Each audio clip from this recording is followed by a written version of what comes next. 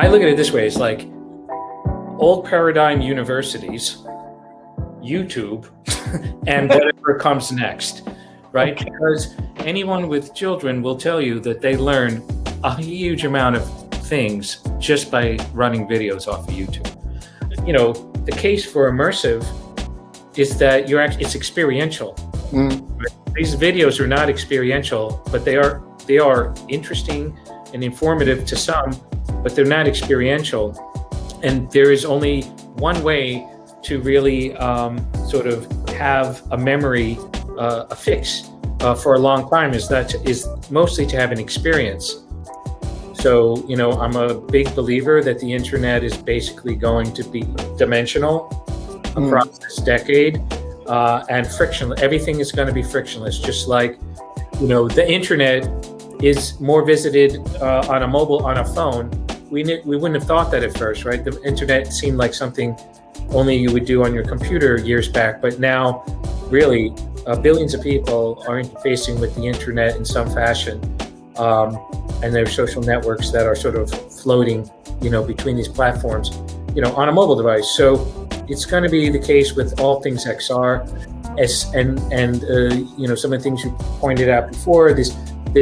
This move to create a replica of the real world will also be complete to some degree, and not in a static sense, not just hey, I have this static, unmoving model. It'll be dynamic, right? So I think that people will be able to, just like on Google Earth, go anywhere you want, but it's the real location of at the moment, right? It's moving everything. The people are there. It's volumetric. I think that's reasonable to think that we're deeply down that road. One of the powerful things that Google did really well at Google Maps, for example. So if you took some of those places in India where there maybe was no maps, and then you give a tool like Google Maps and Google Earth where people can kind of help build the maps and kind of map it out. And it's just fascinating how you can leverage the power of everyone to create knowledge, essentially. And I do think that what you're doing here is, you know, you can empower students or teachers or anyone to kind of help annotate the world and, you know, explain the world, and maybe also making, as you noted, this kind of personal view of the world, because the space need in Seattle is maybe different for you and for me and you know, for the kids, but you could essentially record and store that forever by providing a platform, by sort of empowering educators as well as students to create these kind of learning experience. And it could be everything from that tour to the campus where, you know, the founder talks about his building, which was called the Dan building, you know, then you can talk about your building. I do think that that's going to be so helpful. And I think that there's so many teachers that, you know, will come up with new ideas that we haven't even thought about. I mean, you're scanning your llama, and I'm sure that there will be some biology teacher saying, hey, I could use it for this, and it will be completely new way of explaining, you know, the molecular structure of whatever it might be. I think one of the things that EON could solve is, you know, the success of Google is to some extent that, you know, you have more and more pages on the web coming alive, right? And I can see how we're bragging about, we have millions of models and we have millions, you know, it's just, the problem is going to be how will you see the trees for the forest? How do you actually find the right llama that you want to use in your education experience? So I think at some point, using some technology to surface the most relevant models or environments or quality rating, I think, you know, and it maybe helping these artists who create really high quality things to monetize. And I think you're onto that with your marketplace. But I think as you know, it's not exponential, but it's like growing really, really fast. And at some point, if you have too much, it becomes a problem. I think you search on Google and who clicks on the next page? I mean, no one really does that, which means that you're essentially just looking at those first 10 results. Now in Egypt, they are moving towards developing and establishing what they call technological universities. Technological universities, those are very equivalent to the community colleges in the US. So those are really dedicated to generate a new breed of high caliber technicians that are engaged in more sophisticated pieces of machinery and automation systems and facilities that they need to operate properly, maintain, things like that. So, I mean, having something like this, I mean, where actually they can really scan realistic facilities and instructors or students themselves start adding the content and then playing with each other it's a new dimension of learning. So this is going to be very useful. We believe that's going to be very useful for the technology college. I think that. So imagine that you can just walk inside the museum, and instead of reading the label beneath an artifact, you can have your cell phone or you can have your glasses, and then it can explains or replicates the history or plays the history back or reconstructs things in the back. So it's a depth of knowledge and heritage that I believe is going to be very valuable to humanity. I believe that you can actually improve the intelligence of human beings with the way of augmenting that with the knowledge and the AI that you were talking about. You can really improve our intelligence. I can ask actually my avatar, tell me how to do this. Let's do it together. So we can start doing, I learn, and I build expertise and skills and do that. So it's not just going to be why, it's going also to be how. When it comes to the how level, then the sky is the limit. How is something, how can I fly? How can I do this? How can I jump? I mean, you just think and free your mind and think about that. You will find something that it will come up in the next couple of years, and we better be there, I mean, when it comes.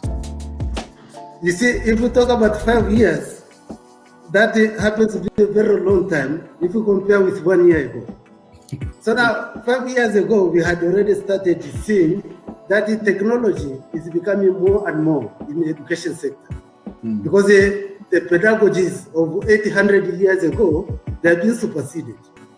But I would like to say, 1 year ago, it showed so much tremendous change that you cannot recognize that 5 years ago we are talking about the trying to use technology. We are forced in the situation now, immediately we are using technology, we are engaging with our students online, and those who are skeptical, they realize there is no other way other than doing technology while you survive. So the pedagogies of online pedagogies are going to be the way of engaging with students. Because if you look at the history of education, where we have somebody standing in front of 200 students, and this person is the only one who has the knowledge, and then the students listen to this person, that one has gone. But we still maintain that setup. Because now, the person who is standing in front hardly knows everything. He knows a little bit, and all the information is somewhere else. So now, instead of concentrating on the content of what we are teaching students, it's very important to get the skill of what the students are able to go to do. And when you use XR, immediately, the way you are talking to the students, they generate skill. It's no longer the content which we used to give in the past. So with the XR, it actually gives you that benefit that is like you are on the industry to see the real thing, and then you generate the skill from beginning. But one challenge which we have now, you cannot take all students outside South Africa in order to experience other cultures. So now, by teleporting, I see how it is going to solve that problem. You have a student at home, but you expose them to Korea. They see the streets of Korea. They see how people live in Korea. You expose them to Malaga. They see what the Malaga people look like. What do they eat? So really, I'm picking this one. I'm going to talk to the director, our director of global engagement, and he must embrace this immediately. So that we expose our students as much as possible to other things by using this technology. When we first started talking about using extended reality, and someone asked me the question, said, well, which program do you think could use this? And my answer was, what program couldn't? Right? I mean, there are just so many different applications to that, whether it's it's funny you use the example of the internet within our IT program, within cyber defense, obviously in the area of health science and medical education. And I think about having that safe space, that risk-free environment where students can first get comfortable, whether it's the first time they enter a surgery room and it's a surg tech program, right? By the time they then are physically walking into a hospital, they feel comfortable. They've had that experience. Or the first time you're, drawing blood or doing anything, having that safe space to do that. But we also offer criminal justice, right? So looking at a crime scene analysis or interacting with people, it's so exciting. And so we have to find ways to be innovative and make sure that we're continuing to provide that value. And so it is hard to say, if you're going to invest this much money, you're going to sit in a classroom of 200 students and sit and passively hear someone talk for 16 weeks. That's a hard argument to say. Where's the value in that?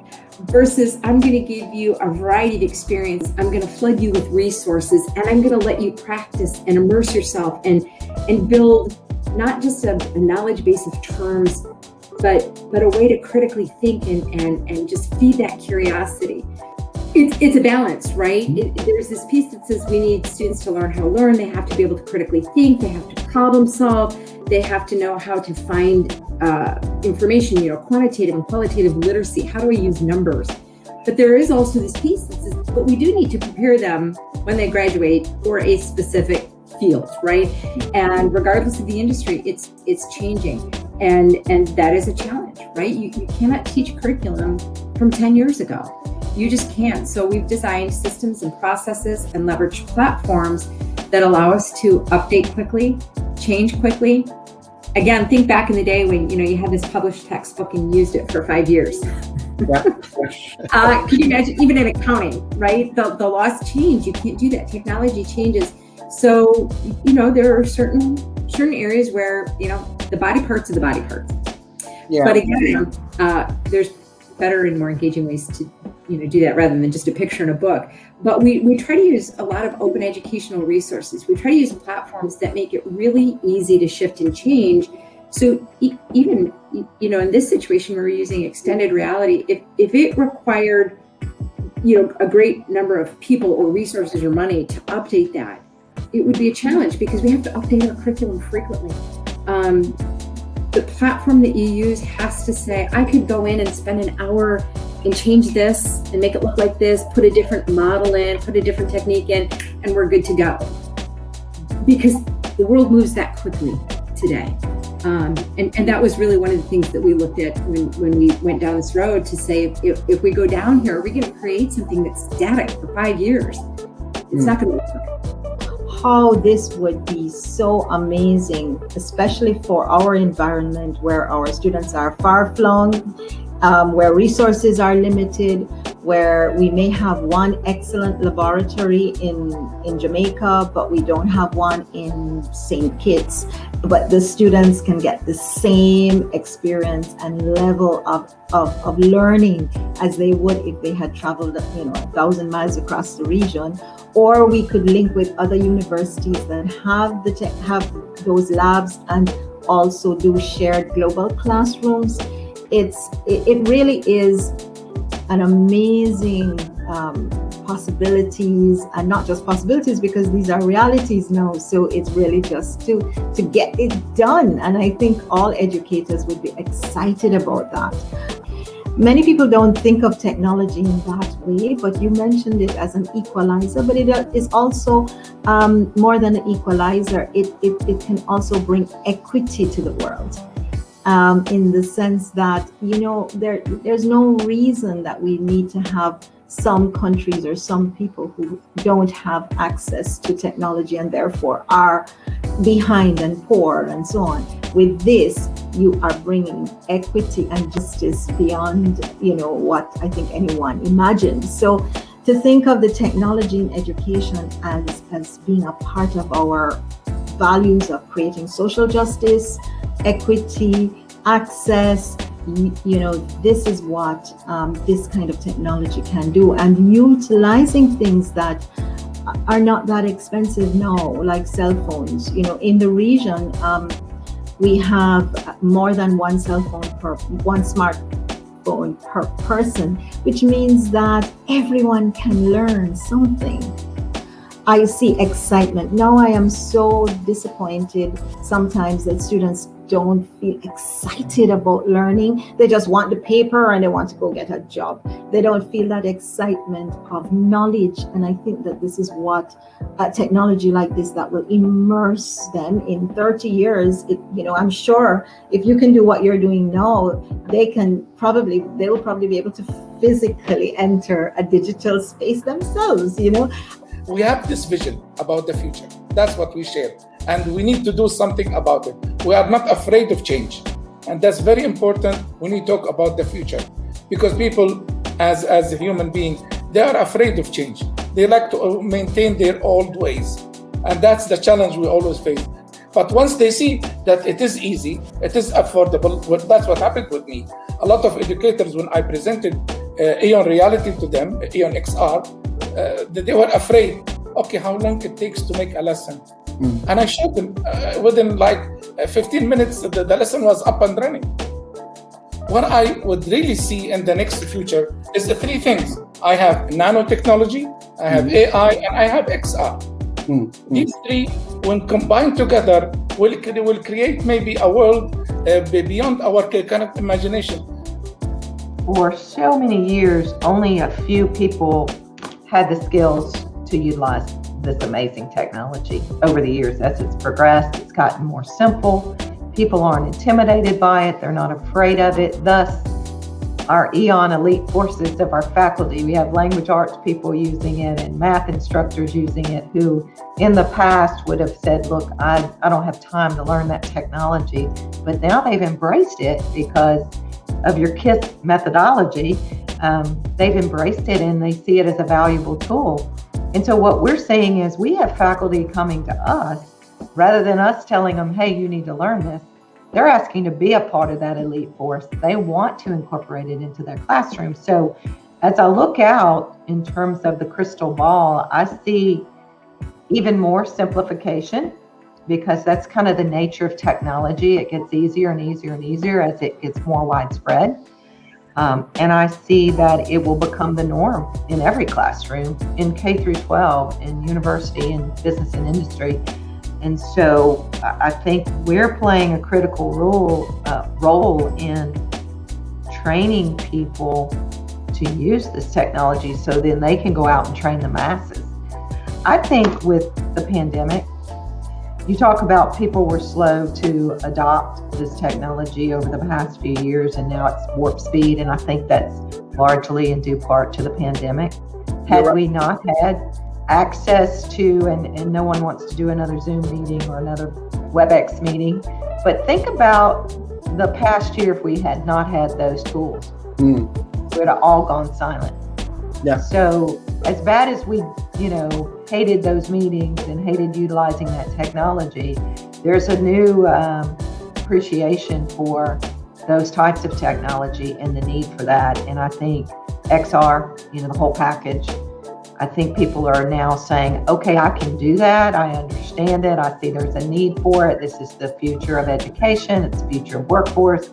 And so I think that people are a little more appreciative of the technology and want to go ahead and invest. And we've done that. Our first approach or our first toe in the water, if you will, with this was in working with business and industry. Usually they're out there and then they're coming back to us saying, if we had this, if we only had access to this, and I feel like as leaders of the institution, we had to figure out a way to provide it, whatever that way was. And so the great thing is we're working with those partners and they're helping us help them with this technology. So we're excited. And the two areas on the credit side that have really kind of leaped forward to do this work, to start using the XR platform in classrooms, are the College of Education at New Mexico State University and Doña Ana Community College, one of the branch campuses of the university, the college that I'm at. And on the non-credit side, for example, we have just started, our person is developing instruction in, oh my gosh, commercial driver's license training. Also virtual forklift training, because those are two needs in the regional economy that we have. And so we're trying to get that up and running. We also are working in the area of, we're developing materials in nursing, in exercise physiology, in education. We have some people doing some interesting work in education. Some of them are doing some lessons in bilingual education. We have some folks who work with autism, and they're developing some lessons for autism. And then we also have drafting and construction technologies. That's one of the areas at DACC that's kind of jumping on board right away and moving forward. And then digital media. So we have faculty in all of those areas that are now developing their materials. It really opens up what we see as an incredible opportunity to creating richer learning environments than we've had before.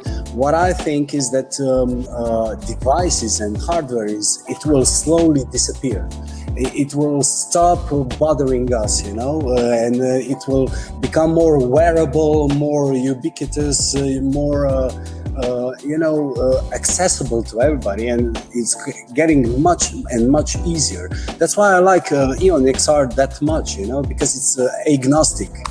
You can use any kind of the device, and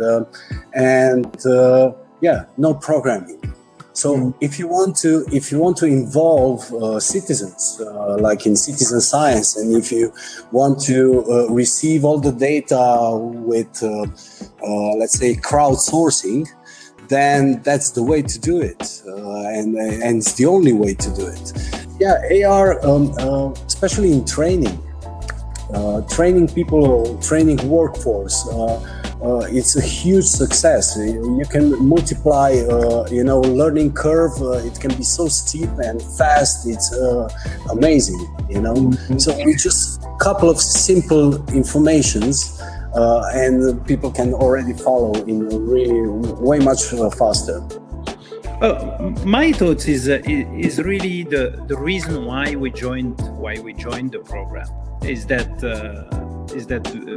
virtual reality, augmented reality, if it is the future, is absolutely the future, and the future in learning. You see it in the gaming industry, you see the impact it has, and on the education field, you can just sense it. You can sense it. Now, it's true that maybe a few years back, the barrier to entry was too high because of the hardware you needed, because of also the content that you could get.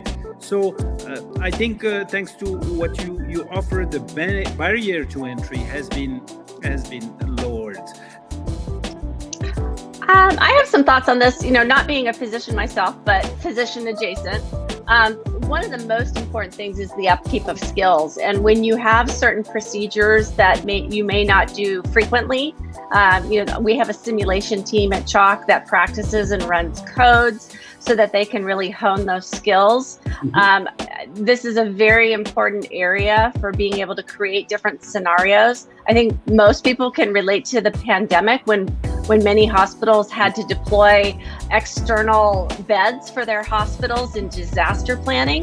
So it's not that the education doesn't exist, but this is the new landscape, the new format to do it, which again, it allows that enhanced visualization and collaboration, hopefully at a lower expense, because what you're describing here is accessible, where you could actually have different regions collaborating. It doesn't require travel. And then again, the ability to hone and practice that competency over and over again, because when you're in a critical situation, our doctors have often described it's like a muscle memory. You just have to have that skill hardwired into you, because when you're in that space, you need to react. And so in medicine, and especially pediatric medicine, again, because you could have a neonate, which could be less than term baby. You could have a 4-year-old, you could have a 10-year-old, or you could have an 18-year-old boy that looks like a man. That is a huge range. And so if you're intubating or doing compressions, those are different ranges of patients.